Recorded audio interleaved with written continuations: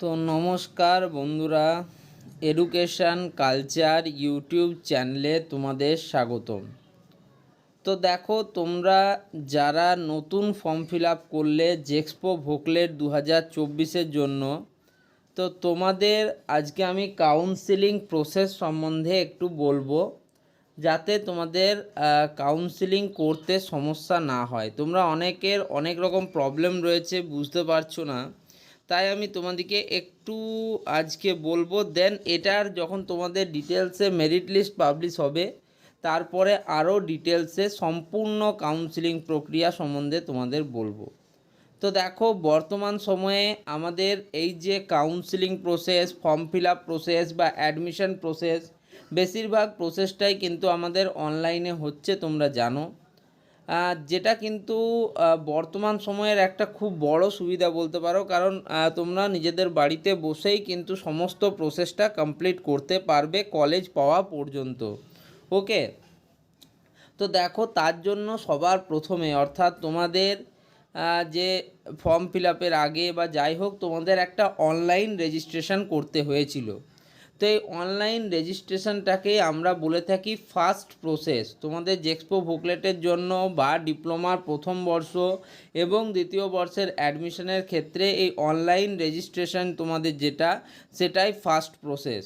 তো এই অনলাইন রেজিস্ট্রেশনের সবথেকে ইম্পর্ট্যান্ট হচ্ছে তোমার মোবাইল নাম্বার এবং মেল আইডি। এটা হচ্ছে তোমাদের অনলাইন রেজিস্ট্রেশনের সময় সবথেকে ইম্পর্ট্যান্ট একটা তথ্য, যেটা তোমাদেরকে ঠিকঠাক কিন্তু দিতে হয়। এবার এই যে অনলাইন রেজিস্ট্রেশন, এই অনলাইন রেজিস্ট্রেশন আশা করি তোমরা প্রত্যেকেই করতে পেরেছো।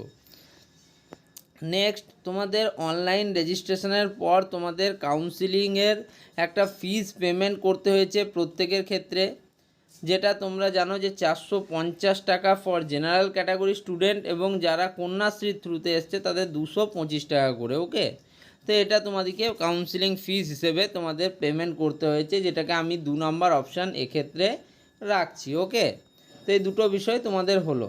নেক্সট হচ্ছে তোমাদের স্টুডেন্ট লগ ইন। ওকে, তো এবার তোমাদেরকে কিন্তু নিজেদের প্রোফাইল খুলতে হচ্ছে স্টুডেন্ট লগ ইনের অপশানে গিয়ে। সেখানে তোমাকে কি করতে হয়, স্টুডেন্ট লগ ইনের ক্ষেত্রে তোমার 10 ডিজিটের বা 10 ডিজিটের যে তোমাদের মোবাইল নাম্বার আছে, সেটা তোমাকে সেখানে দিতে হবে। এবং তার সাথে এই 10 ডিজিটের মোবাইল নাম্বার দেওয়ার সাথে সাথে তোমাকে সেখানে তোমার আধার কার্ড যেটা রয়েছে, সেই আধার কার্ডের কিন্তু লাস্ট 4টে ডিজিট, লাস্ট 4 ডিজিট তোমাদেরকে সেখানে দিয়ে তোমাদের প্রোফাইলে লগ ইন করতে হবে। ওকে, তো তোমাদের যেই মাত্র মেরিট লিস্ট পাবলিশ হবে, তোমাদের এখন বলে দিই আমি, এখনও পর্যন্ত কিন্তু মেরিট লিস্ট কবে আউট হবে সে বিষয়ে স্টেট কাউন্সিল কোনো তালিকা, কোনো নোটিফিকেশান পাবলিশ করেনি। তোমরা যেখান থেকে এগুলো শুনছো সমস্তই ভুল তথ্য জানছো, তাই তোমাদের বলি যে তোমরা কিছু জানার আগে অবশ্যই সেগুলোকে ভেরিফাই করে নাও। আজকের এই ভিডিওতেও আমি তোমাদের যে কথাগুলো বলছি, সেটা কিন্তু এই বছরে শুধু না, 2021-22, 22-23, 23-24 এবং 24-25 শিক্ষাবর্ষে অলরেডি তোমাদের যেহেতু কাউন্সিলিং প্রসেস হলো এবং এতে আমি ছিলাম, তাই আমি কিন্তু তোমাদের বলছি, একটা কথাও এখানে কিন্তু ফালতু ডিসকাশন হচ্ছে না।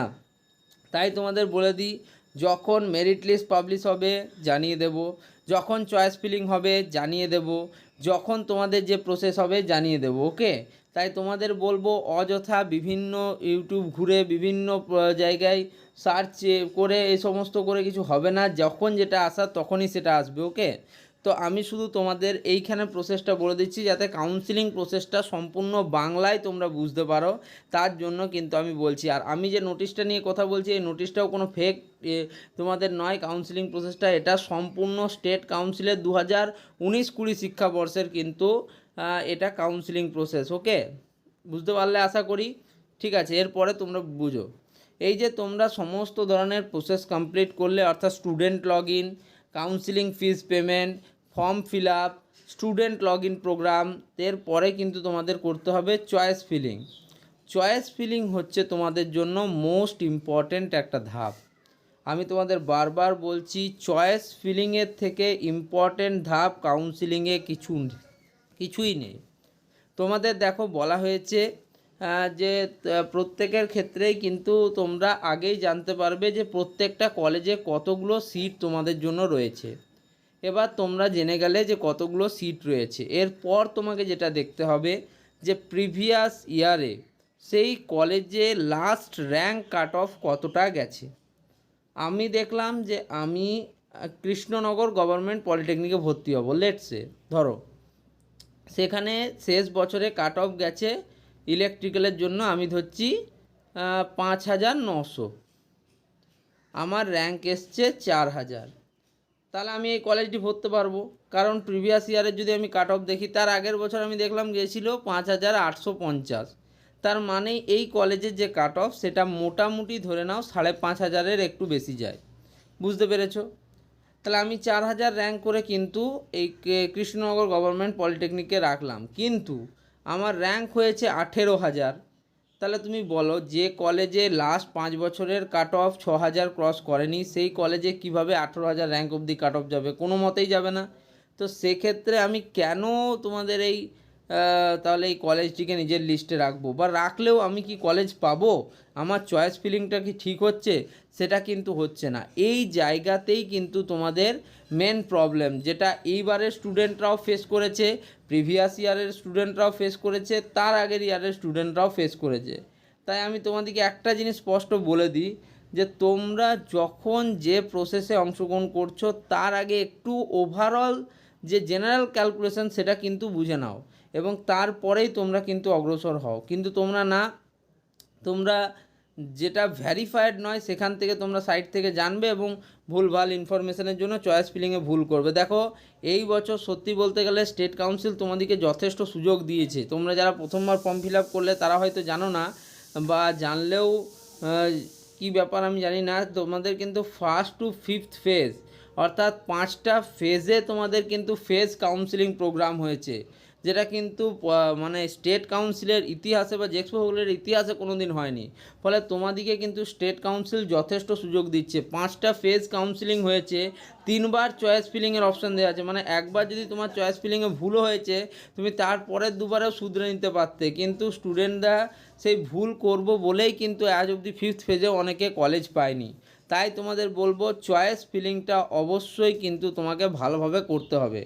তার মানে চয়েস ফিলিং করতে গেলে তোমাকে প্রথমেই নিজের তোমার কি পছন্দের চয়েস রয়েছে, তুমি ভাবছো যে আমি এই 5টা কলেজে দেবো, এই 5টা কলেজে আমার পছন্দ, আমার র্যাঙ্কের মধ্যে আসছে, তাহলে নিজের চয়েসগুলোকে কিন্তু তোমাকে আগে দিতে হবে।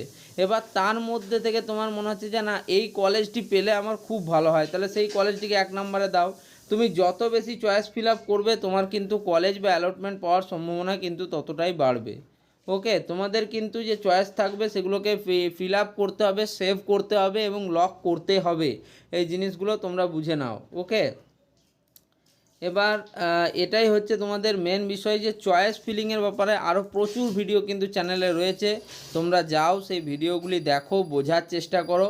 আশা করি বুঝতে কোনো রকম কোনো অসুবিধা হবে না। তারপরেও যদি কোনো প্রবলেম হয় তাহলে কিন্তু ভিডিওর নিচে কমেন্ট করো। এই ভিডিওটা এখানেই শেষ করলাম, ধন্যবাদ।